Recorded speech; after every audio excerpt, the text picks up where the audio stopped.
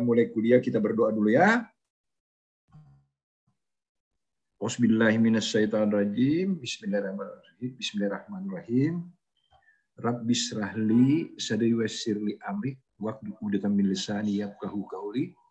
Allahumma faqihna fid din wa alhimna rusdan. Allahumma rayyini bil wattaqwa warzuqni ilman nafi'an wa amalan shalihan. Bismillah ya. Sebetulnya kurang volume situ, kurang volume situ. Supaya tidak sipungan ya. Sebetulnya yang saya mau kasih itu distrofi dulu atau yang satu itu dengan miopati, tetapi temanmu schedule schedule yang dikasih itu katanya neuropati duluan, ya udah kita mulai dengan neuropati. Perlu kita ketahui bahwa neuropati ini bukan saya punya tulisan ya. Tulisannya itu Dr. Isnania SPS ya, Dr. Isnania. Nggak tahu di mana dari universitas mana, saya nggak tahu, nanti lihat itunya itu.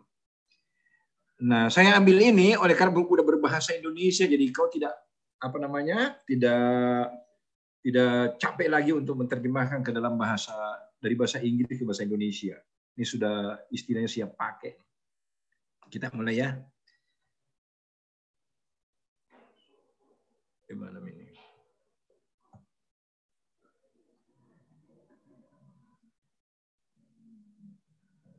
Sebetulnya ini terlalu neuropati itu, ini sebetulnya terlalu kompleks banget ini ya. Gangguan fungsi atau perubahan patologik pada sistem saraf perifer. Bukan cuma saraf perifer saja sebetulnya ini kalau neuropati ini. Ya. Bisa kena sensorik, motorik, otonom, maupun secara keseluruhan atau campuran ya. Ini preferensinya nggak usah kau ketahui.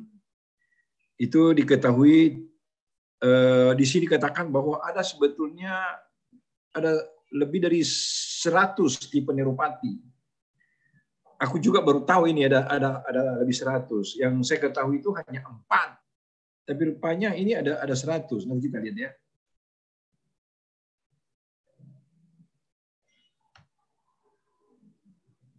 Nah, menurut serangannya dibagi akut dengan yang kronik. Yang akut itu misalnya polineuropatik idiopatik yang tidak diketahui penyebabnya. Ini namanya juga idiopatik ya. Sedangkan yang kronik itu misalnya pada penyakit beri-beri, neuropati DM, ataupun orang yang kena kusta atau lepra ya.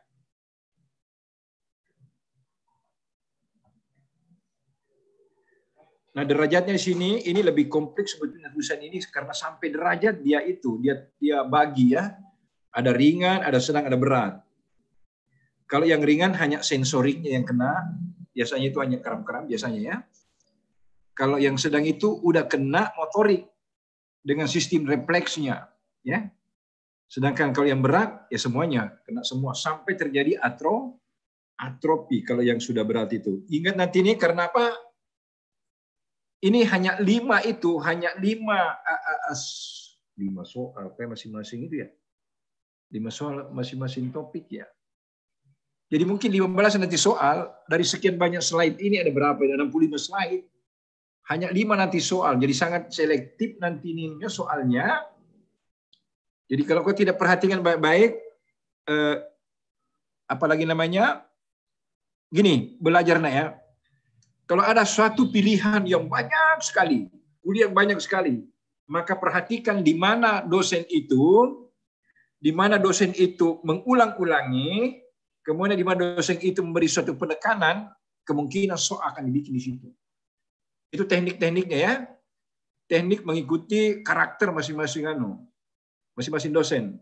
Bisa didengar? Muhammad Isa bisa dengar nggak? Tapi iya dok, kedengaran dok. Oke, kalau gitu. Posisimu di mana ini nak? Tapi dok, saya lagi di kampung dok. Di mana? Iya, kampung itu. Aduh, itu. Tapi dok di Sulawesi Tengah dok. Di Sulawesi Tengah di mana? Di mana? Ke Palu kah atau di gua? Di Toli-Toli dok. Dituli-tuli bilang itu, aduh Tuhan, itu kalau orang berpendidikan ditanya itu domisili langsung kotanya, kalau perlu sampai RT-nya, RW-nya kok di itu. Oke, dari dituli-tuli, oke kalau gitu. Kita lanjut ya. Kemudian pembagian menurut jumlah sarafnya itu bisa mononeuropati, simplex maupun multiplex atau polineuropati. Lihat saja anunya ya. Lihat saja itu apa yang termasuk situ ya.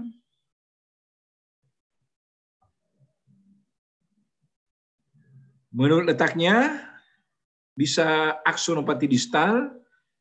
Jadi yang kena cuman aksonnya, bisa juga mielinnya, mielinopati, bisa juga kedua-duanya ya. Yang kena pada badan sel harus ngerti itu. Mungkin kau sudah tahu tentang anatomi sel saraf. Jadi situ ada gangguan pada badan sel, di kornu ya, di kornu anterior, mediospinalis atau pada dorsal root ganglion. Mudah-mudahan nanti pada slide ini diperlihatkan itu yang mana badan sel, yang mana kornu anterior, mediospinalis ya, yang mana akar dorsal daripada ganglion itu ya. Perhatikan dosennya mengulang-ulangi.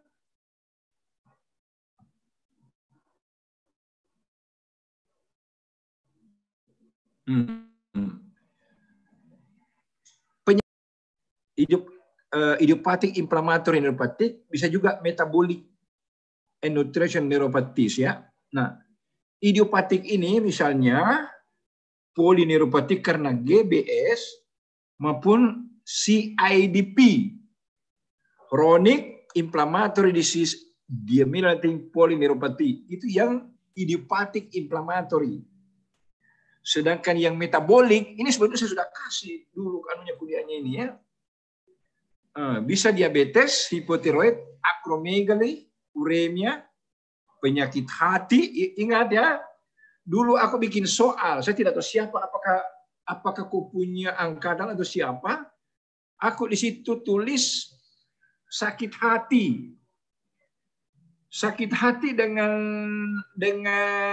penyakit hati beda, sama nggak?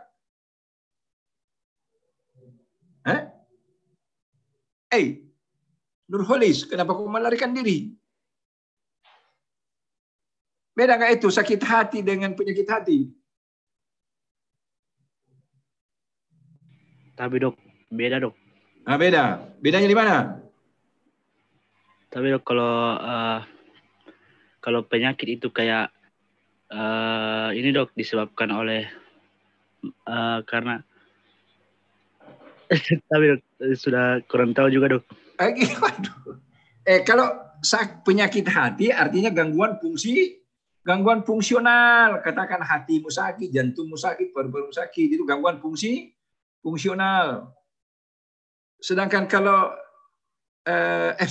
itu gangguan organik ya, itu namanya gangguan organik. Sedangkan kalau sakit hati itu gangguan fungsional, sakit jiwa. Misalnya kau pacarmu pergi berselingkuh dengan temanmu yang lebih cakep, lebih kaya, nah itu kok sakit hati. Apa namanya itu? Ya sakit hati. Itu namanya fungsional. Ya. Itu hati-hati kata-kata itu liver disease, artinya penyakit hati. Coba ulangi, Nurholis ini. Tapi dok, kalau penyakit hati itu gangguan fungsional. Tapi dok itu dok. Ya terus? Kalau sakit hati itu kayak bukan, tak balik kok. Kalau sakit hati itu fungsional, kalau penyakit hati itu organik, organ yang rusak, hati, jantung, paru, otak, ginjal itu organik ya. Harus tahu istilah itu sebelum masuk menjadi koas, oke? Ulangi coba. Tapi kalau sakit hati itu gangguan fungsional, sedangkan penyakit hati itu gangguan organik. Nah itu, oke. Dan keempat, itu ada diabetes, defisiensi vitamin B1 dengan B12 ya. Itu kalau yang metabolic nutritional ya. Bisa juga karena infeksi. Infeksi itu bisa karena dan granulomatous itu bisa disebabkan oleh AIDS, penyakit lepra, difteri dengan sarkoidosis. Nah, kemudian keempat ya, vaskulitis neuropati. Ya, vaskulitis itu artinya yang neuropati karena yang kena bercampur dengan pembuluh darah. Dalam hal ini poliartritis nodosa, kemudian rheumatoid arthritis, kemudian systemic lupus erythematosus ya.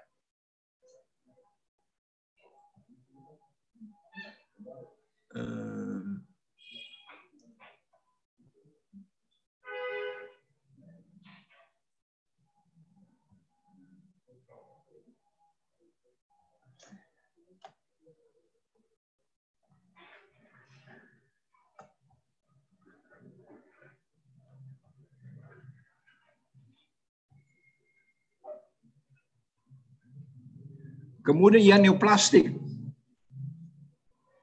dan neuropati paraproteinemia ya. Jadi protein yang meningkat. Itu bisa disebabkan karena kompresi dan iritasi pada tumor ya. Paraneoplastic syndrome ini sebetulnya bukan konsumsi untuk anak sebetulnya ini.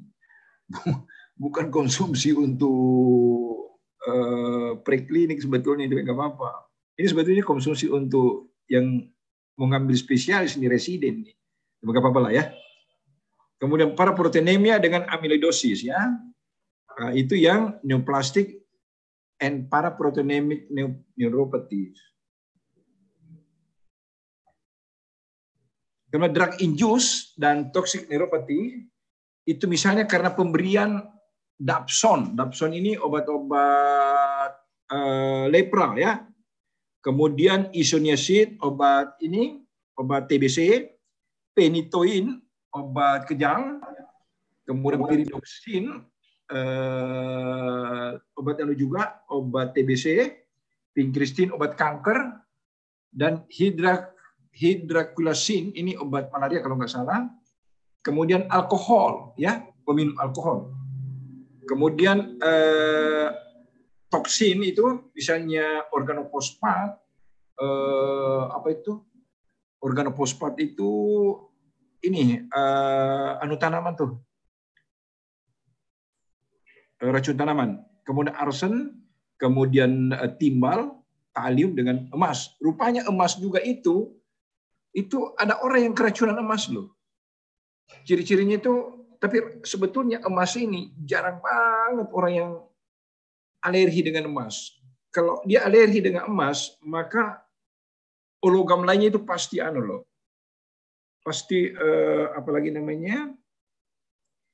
pasti alergi juga. Nah, kemudian herediter ini itu ada yang idiopatik, ada yang metabolik. Nah, nanti ini bedakan ya, hati-hati nih. Nah, bedakan ini idiopatik. Idiopatik ini artinya tidak diketahui penyebabnya atau disebut juga dengan primer.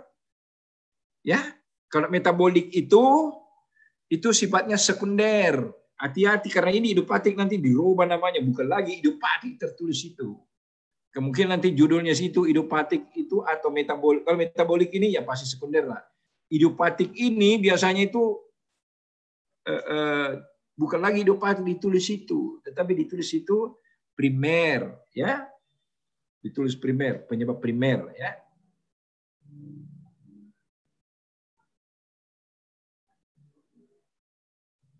Nah ini ada juga entrapment neuropathy, artinya neuropati jebakan, ya. Bisa kena nervus medianus, disebut juga dengan carpal tunnel syndrome, kena nervus ulnaris, disebut juga dengan catat. Nervus ulnaris yang kena namanya Guillain syndrome. Kemudian nervus radialis namanya drop hand. Sudah? Wahyu, udah menulis kau? Wahyu. Kau? Oh iya. Oh. Kau sudah menulis belum? Ingat mana coba yang lain yang jauh di sana tuh. Yang tampil ke yang jauh di sana itu. Diklik sini. Yang ini. Yang target. Mana? Coba. Yang ini. Ini ya. Mantap aku tidak mulai. Ini si cantik ini mana ini? Ini siapa ini? Rukmana ya? Bagaimana kasih like nonton? Astu unmute. Rukmana, kau mendengar tidak? Tidak suaranya kan Rukmana. Unmute ya. Rukmana menjawab tidak? Aduh. Jadi kau menulis ya. Jadi nervus medianus carpal tunnel syndrome ya, namanya CTS itu ya. Kalau yang kena itu ulnaris namanya Guyan. Nanti dirubah namanya itu, bukan seperti ini lagi. Nervus radialis disebut juga drop hand ya. Nah, kalau lower limb nervus yang kena nervus peronealis, kemudian kalau yang kena juga nervus femoralis atau nervus obturator itu kalau yang lower limb, tungkai bawah ya.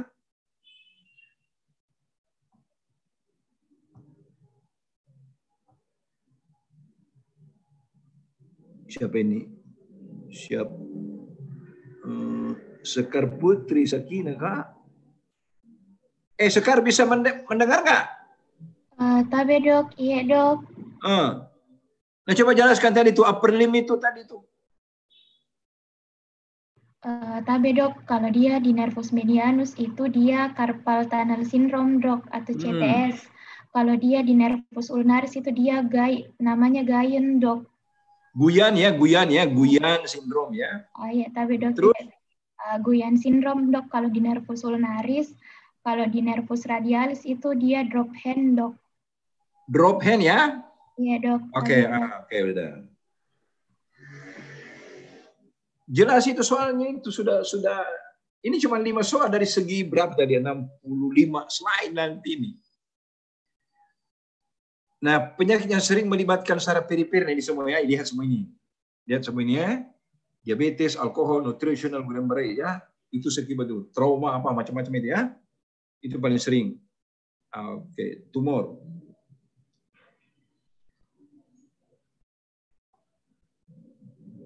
Nah, ini ada secara patofisiologi ada yang namanya degenerasi Wallerian, ya. Yang kena itu akson dengan selubung mielin ke arah distal. Bisa juga ke arah proksimal, 1 atau 2 segmen, ya tulis itu. Perhatikan ini ya. Ini degenerasi Wallerian 1 atau 2 segmen, nanti ada contohnya ya. Nah, ini nih ya. Degenerasi Wallerian, coba ini 1 atau 2 segmen, coba contohnya ini ya. Wallerian. Sedangkan yang demyelinating ini ada beberapa nih kena tuh. Kemudian axonal degeneration ini semua aksonnya itu rusak nih, beserta dengan juga mielinnya ya. Perhatikan di Wallerian ini bisa kena aksonnya, ini aksonnya di dalam ini yang warna apakah ini? Kuning kayaknya ya.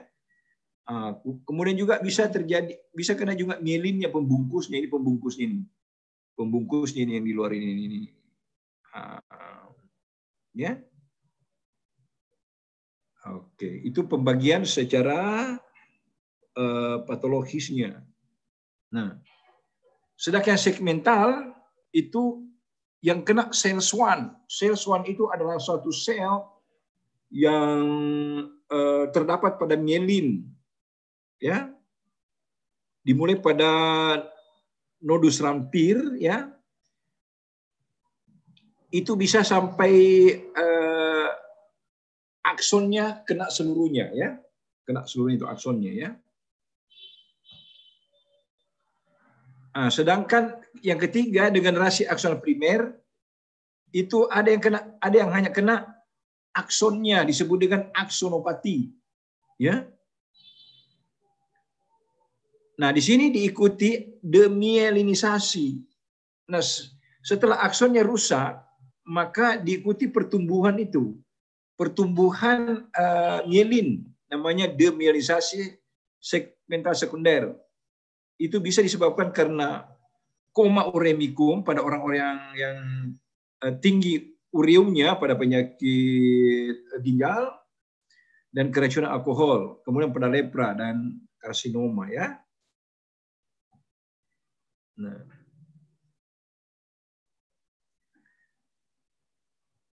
untuk menentukan prognostik daripada suatu neuropati itu ini ada prognostiknya. Kalau dia ringan masih neuropraksia. Kalau sudah agak parah-parah sedikit namanya aksonomesis. Kemudian kalau lebih parah namanya neurotmesis, ya. Ya. Oke. Nah, neuropraksia ini dan aksonomesis ini nantinya itu ada urainya ke bawah, ya. Kita lihat. Nah, ini. Perhatikan ini, ya. Ini nih. Perhatikan itu neuropraksia apa aja, ya. Nah, lanjut lagi. Aksonomesis apa aja itu, ya. Kemudian neurotmesis apa aja? Salah satu nanti keluar dari sini. Saya kasih tahu memang. Soalnya, ya. Ini klasifikasinya ini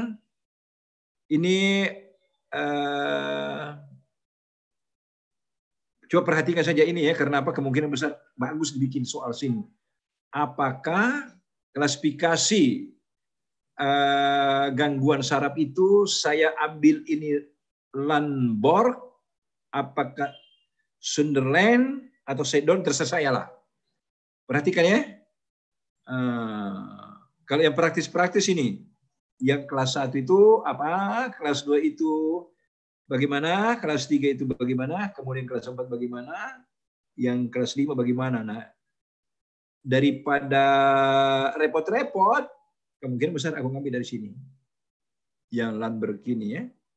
Karena 1, 2, 3, 4 ini, itu interpretasinya, coba lihat. Kalau memang cantik interpretasinya, kita lihat sini.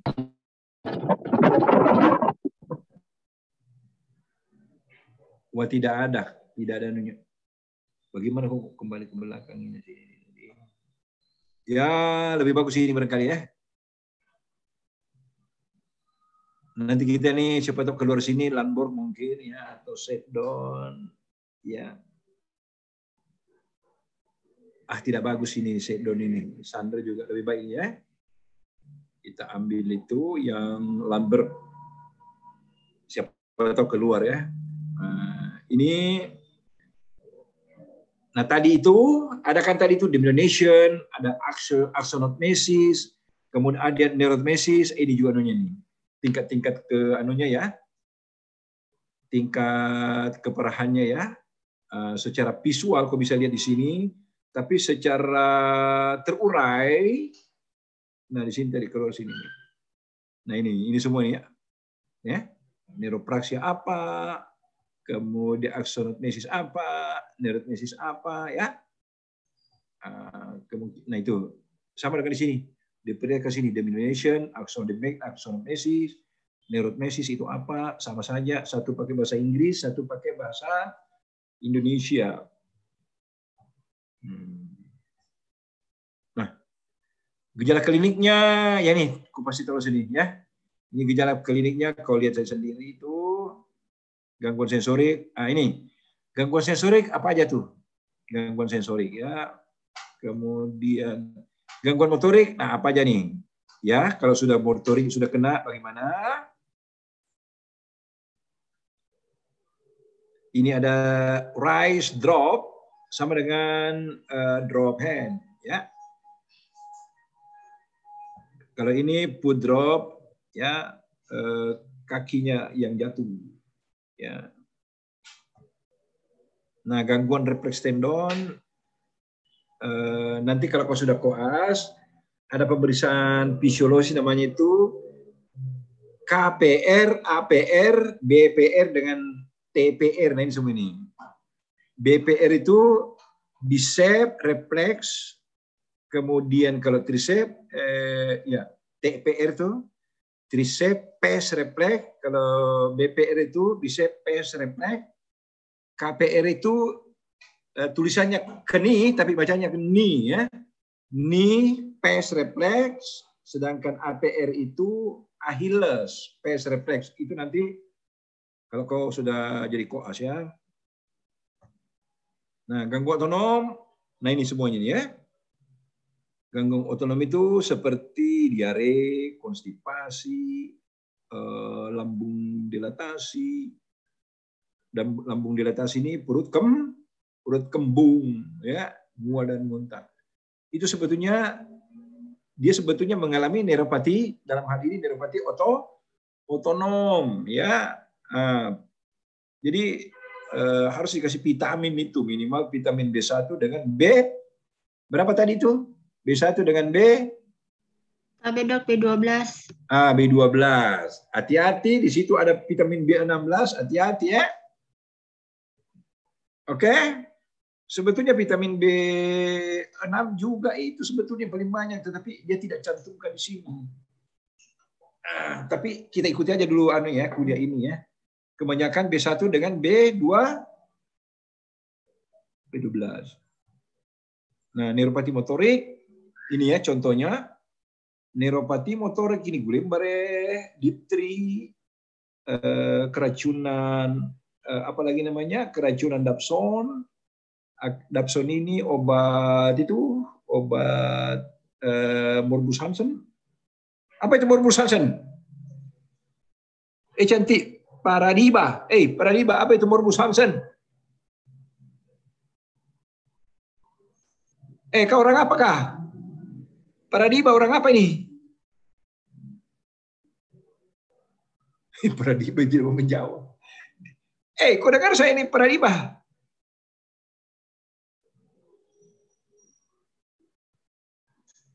Morbus Hansen itu apa? Kau orang apa ini Paradiba? Ini Andi Ulia ini, kau orang apa ini Andi Ulia Pratiwi? Andi Ulia ini orang apa? Sabe dok, orang Sengkan dok. Itu Sengkang kau Sengkang atau kau PK, kau Bone atau kau Jumpadang? Sekarang lagi di Makassar dok, Tabe. Di Makassar. Itu Morbus Hansen apa itu? Aku pernah dengar itu Kandalakang. Penyakit Kandala tahu tidak? Jadi obat-obat Kandala itu dapson, ya. Oke. Nah, kemudian neuropati sensorik bisa disebabkan oleh ini disebabkan oleh piridoksin, obat-obatan ini, obat INH, obat TBC ini ya, doxorubicin ini anti kanker, kemudian bisa disebabkan autoimun itu paraneoplastik, Sjogren syndrome, infeksi karena dipteri dan HIV, defisiensi vitamin E, kemudian penyakit bawaan, beta lipoproteinemia ya. Nah, diagnosis dan gejala tadi itu gejala neuropati perifer ya, ini semua ya, ini semua ini. Jadi ini gejala diagnosis ini untuk neuropati sensorik atau motorik? Neuropati sensorik ini ya. Nah, diagnosisnya ditegakkan berdasarkan gejala klinik yang ditemukan tadi itu semua uraiannya di atas. Kemudian dilakukan pemeriksaan, ya, pemeriksaan laboratorium. Apakah karena infeksi, apakah karena kekurangan vitamin, ya. B1 dengan B12 ya. Kemudian ada KTBC ya. Dilakukannya fungsi lumbal, apakah proteinnya meningkat ataukah apakah ada sel-selnya meningkat ya. Kemudian EKG ya. EKG ini apakah ada aritmia cordis atau adakah elevasi gelombang ST ataukah terbalik, macam-macam ya. Nah, kemudian di biopsi ini untuk apalagi namanya melihat secara kasat mata, dilakukan biopsi untuk dilakukan pemeriksaan PA. Kemudian dilakukan rekaman otot dan otot dengan saraf, namanya elektrofisiologi. Dalam hal ini EMG, elektromiografi, ya, rekaman otot. Sedangkan NCP, nerve conduction velocity, itu hantar saraf, berarti sarafnya yang direkam. Ya. Ini neuropati diabetik ini. Saya sudah kasih sebetulnya ini untuk ini. Ini lebih spesifik lagi, neuropati diabetik ini gejala-gejalanya ya. Ini 4 hipotesis. Nah ini hipotesisnya ya. Terjadinya diabetes, apalagi neuropati diabetik ini hipotesis semua ini. 1, hiperglikemia poliomyositis. Kemudian mikrovaskuler hipotesis ya. Jadi mikrovaskuler ini dalam hal ini mikroangiopati ya, mikroangiopati. Kemudian perubahan di dalam notrampir ini sudah kena sarafnya. Kemudian bisa juga karena radang pada sistem pembuluh darah yang dililit oleh saraf. Jadi buka tutupnya itu pembuluh darah itu karena diatur oleh saraf yang melilit pembuluh darah itu, tetapi pembuluh darah itu memberi makan kepada saraf. Jadi suatu kerjasama yang baik di mana buka tutup itu diatur oleh saraf, tetapi saraf diberi makan oleh pembuluh darah. Nah kalau terjadi vaskulitis, ya terjadi vaskulitis, maka itu kemungkinan bisa terjadi diabetik neuropati. Ya. Nah ini bagaimana anunya itu? Nah ini anunya ya. Ini yang terjadi di dalam mitokondria. Ya. Ini proses apa ini? Proses ini namanya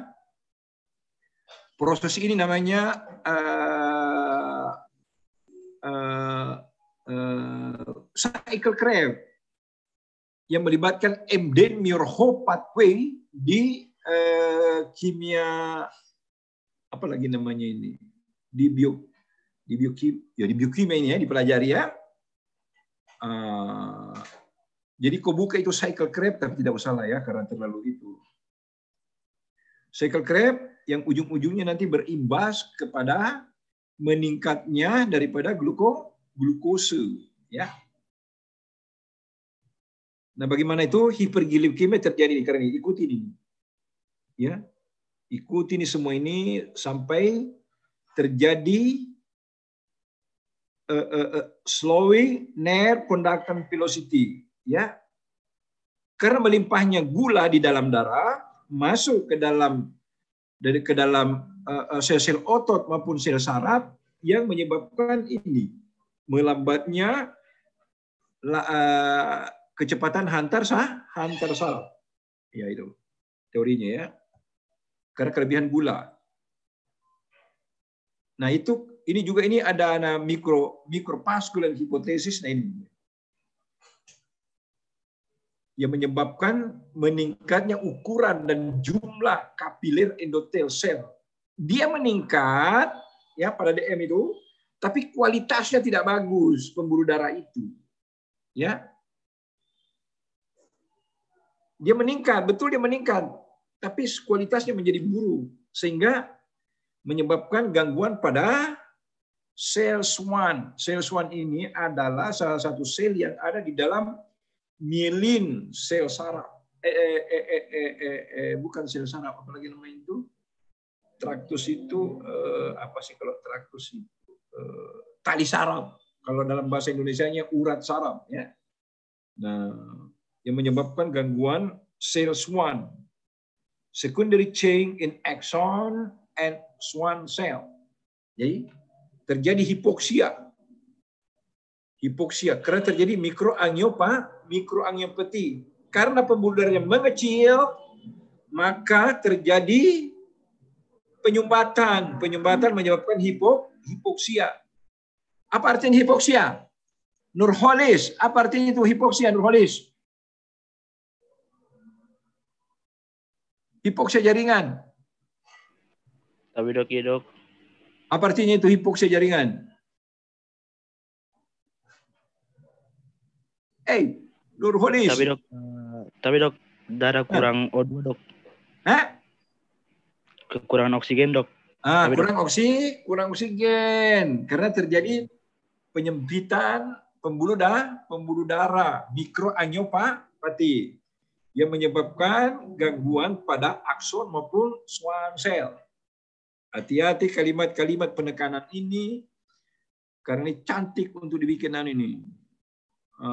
Ini juga ya semuanya ini, waduh, ini lengkap banget nih. Ini kalau kau sudah simpen baik-baik ini, kau bisa jadi ahli bedah saraf, kau juga nanti bisa jadi ahli saraf. Yang penting dirimu tidak jadi saraf-saraf. Nurholis, jangan sampai kau jadi saraf-saraf juga. Tapi dok, iya dok. Tidak gitu? Tapi dok, tidak dok. Tidak ya, bagus. Alhamdulillah. Vaskulitik neuropati. Nah ini jadi teori keempat vaskulitis. Nah ini ya, jadi ini semuanya akan berimbas ke akson maupun ke mielin semua ini ya. Nah ini. Ini banyak teori tadi itu semua dia sudah di. Nah, ini kemungkinan besar yang secara gross atau kasar yang kamu harus ketahui ini. Painful diabetic neuropathy. Ya. Nyeri hebat pada diabetic neuropathy. Nah ini. Ini semua ya. Ini pembagiannya nih. Mana nih? Kursornya mana? Ini kursor. Aduh.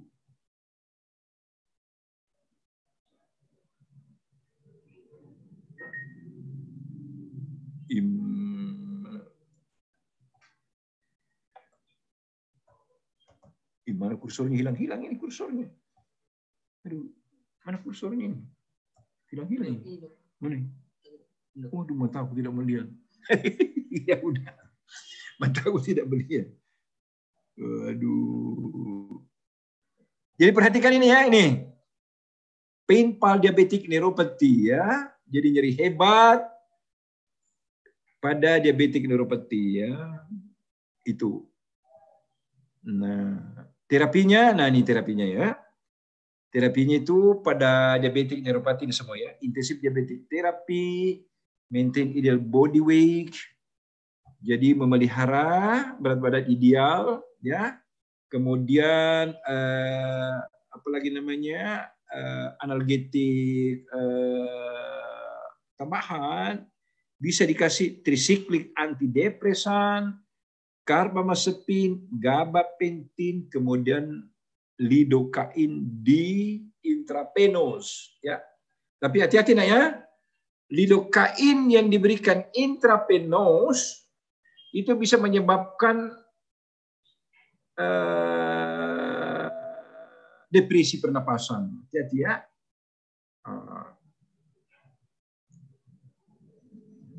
Hati-hati. Jadi kalau mau lakukan itu, lakukanlah di rumah sakit, jangan di tempat praktek.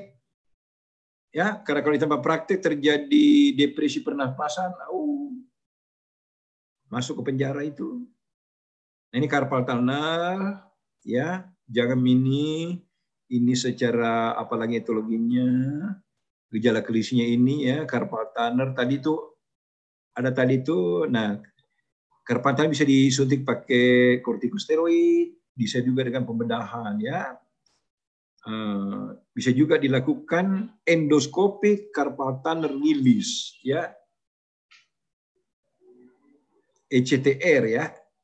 Itu ahli ini. Ini tidak memakai ini tidak tidak dioperasi, tidak dibuka, cuman ditusuk masuk pakai endoskopik, lalu dilepaskan jaringan yang menekan nervus medianus itu, ya, baru dikeluarkan.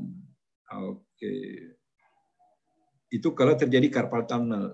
Nah, kalau ini polineuropati ini bisa tadi otonom, jadi polineuropati otonom, motorik, sensorik, ya.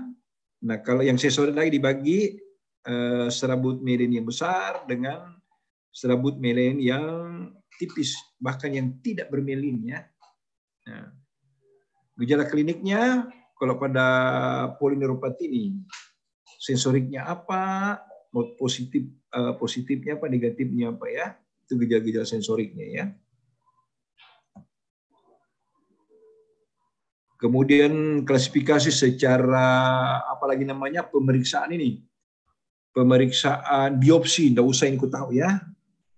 Enggak usah ku tahu ini karena ini patologi anatomi ini, ya. Tidak masuk di ini, ya.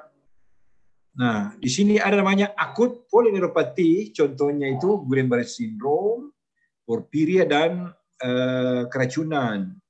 Apa yang termasuk porfiria ini semua? Yang toksin itu ini semua, ya, disebabkan oleh karena glue snipping akibat kandungan daripada glue. Apa itu glue? Nurholis, apa itu glue? Glue. Apa itu glue? Tapi dok, Nurholis. lem dok. Apa? Bahasa Inggrisnya dok, lem dok. Bahasa Lem, Indonesia, ya, dok. lem. Tapi dok. Jadi glue itu lem, ya. Jadi glue itu, jadi kandungan lem itu adalah N-heksan, itu bisa menyebabkan keracunan itu. Jangan terlalu banyak menghirup baunya itu lem. Apalagi tuh sekarang banyak, apalagi namanya, banyak anak-anak sekarang yang itu menghisap lem itu. Lem apa itu? Lem pox itu. Nah, hisap itu anak-anak itu. Bukan lem pox, ada lem anak. Ada lem itu. Lem tambal ban itu,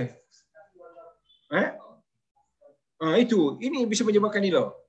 Itu bisa menyebabkan keracunan yang menyebabkan akut polineuropati. Anak itu nanti lemas, kurus, kremping.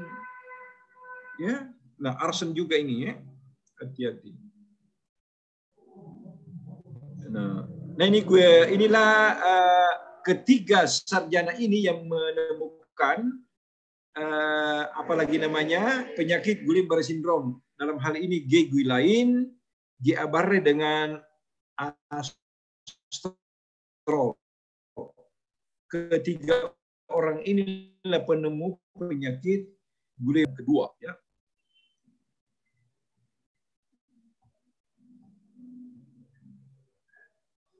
Nah ini Guillain-Barré syndrome, ya, tidak usah itu karena itu sudah nanti ada kuliah tersendirinya ini Guillain-Barré nanti.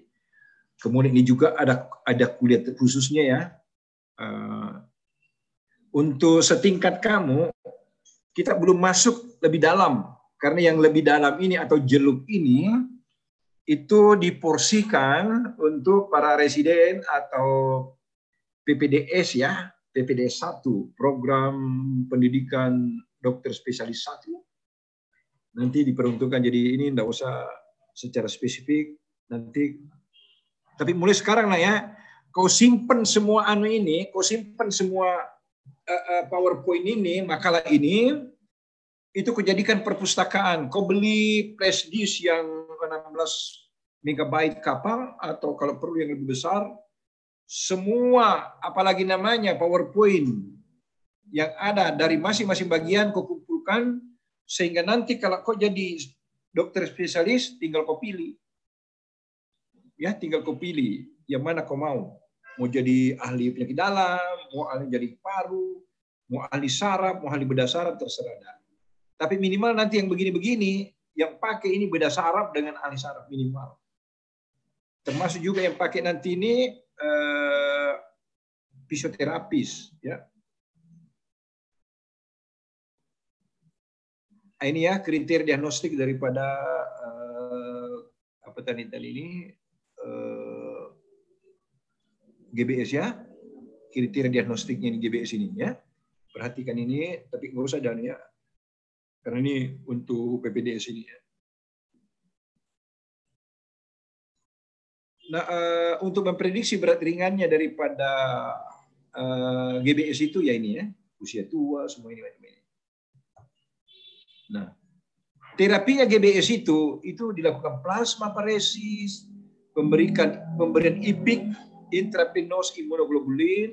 Ini intravenous immunoglobulin itu dia harus pakai 3 plakon 1 hari selama 1 minggu. Harganya 1 plakon itu 4 juta.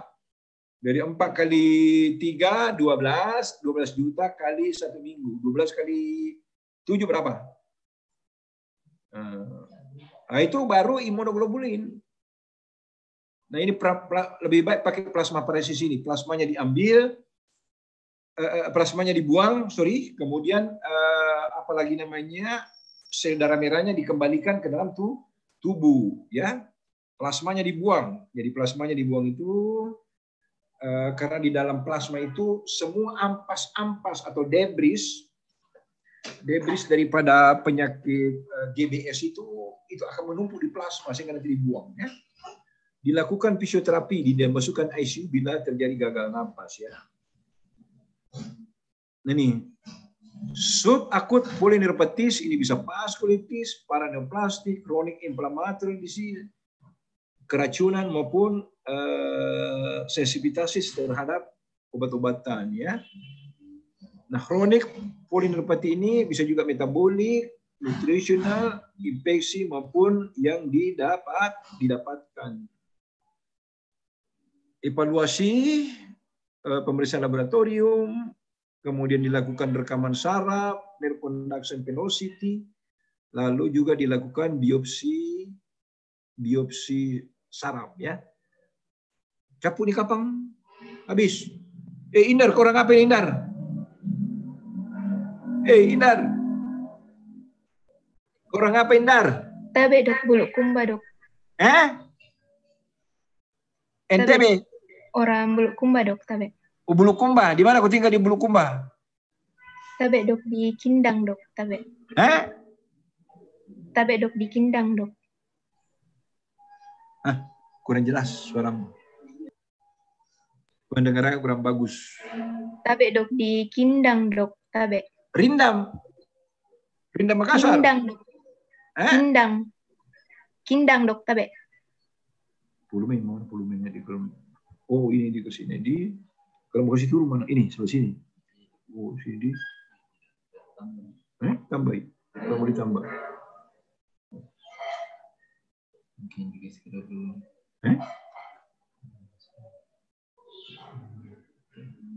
Mana kamu ke sini?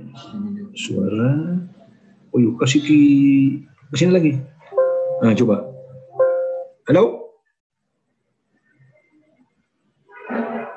Di mana tinggal di Bantai? Bulukumba. Di mana kau tinggal di Bulukumba? Tabe dok di Kindang dok, tabe. Kindang. Ini Muhammad Padel ini, orang apa ini Muhammad Padel? Tabe dok. Orang gua dok. Tabe. Orang gua. Tabe ya dok. Muhammad Padel ini belakangnya Jina kasih lihat, awe karanjing. Sekar Putri, kenapa kau melarikan diri kau? Tabe dok, iya dok. Mana mau kamu? Yang sampai ke jerawatan kau kapang. Kemana mau kamu tidak kelihatan? Atur di kamera dulu. Tabe dok, iya dok. Udah. Ada bertanya tidak? Nih, siapa yang kecopat ini? Ahmad. Mana itu Ahmad? Mana tadi itu Ahmad itu? Pakai headset ini. Ahmad Wirawan. Tinggal di mana, Mas? Oh, di Goa sekarang. Kau anaknya anaknya Bupati Goa bukan? Anaknya siapa Pale?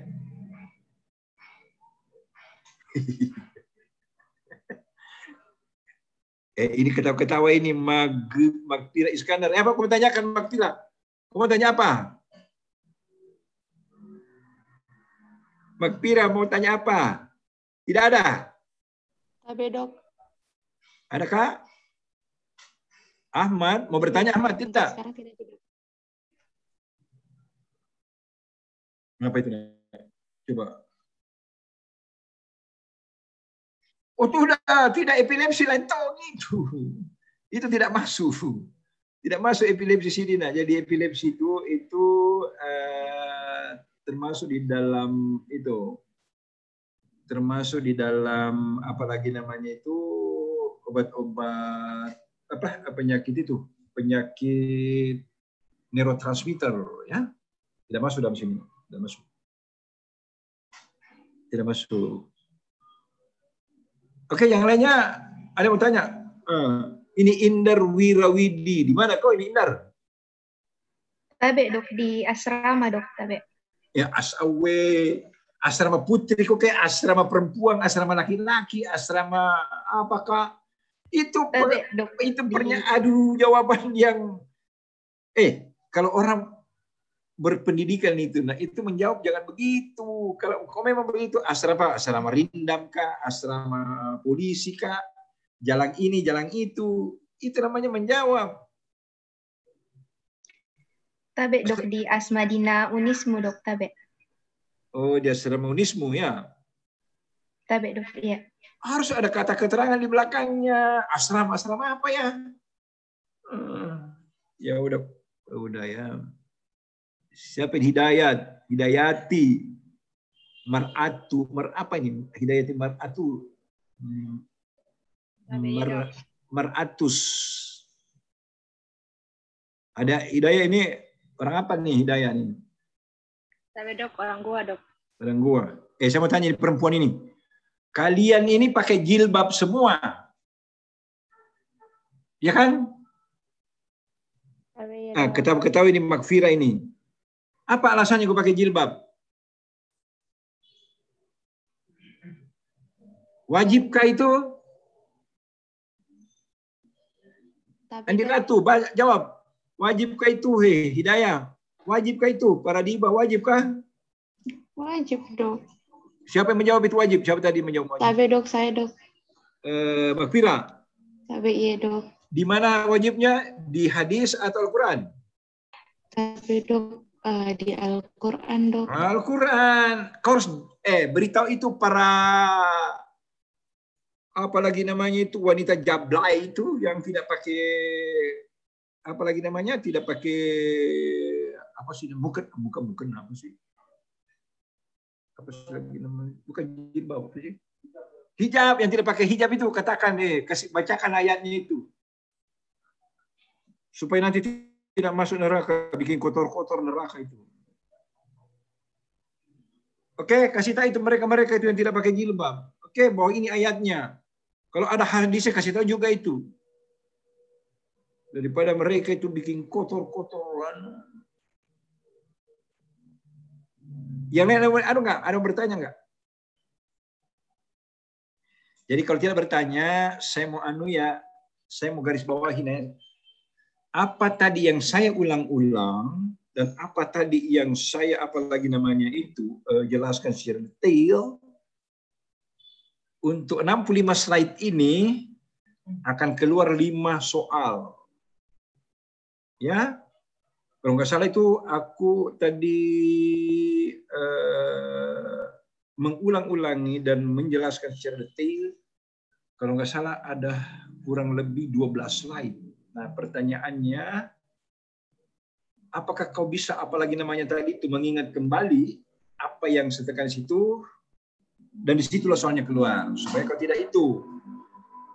Tinggal bagaimana modelnya, jadi model soalnya itu yang ditekankan oleh dokter, siapa sih? Sata ya. Dokter Sata itu jadi model kasus, kemudian di aplikasikan dalam bentuk pertanyaan. Pertanyaan nanti berkaitan 1, 2, dan 3. Kasusnya sama, ya. Dan hal ini neuropati, ya. Kemudian soalnya nanti keluar ya. Dari 12 tadi, 12 yang saya tekankan itu, nah di situ nanti kok banyak apa lagi namanya? Kok banyak belajar di situ, apa lebih baik. Kenapa? Saya cuma ngasih soal sama Dokter Sata yang memberikan nilai nanti itu Dokter Sata sendiri, tetapi atas jawaban yang ku berikan ke Dokter Sata, inilah jawabannya, ini soalnya, ini jawabannya. Oke, kalau gitu kita break dulu ya, karena apa? Bukan break, kita stop dulu karena saya tidak boleh terlalu banyak juga. Banyak ngomong karena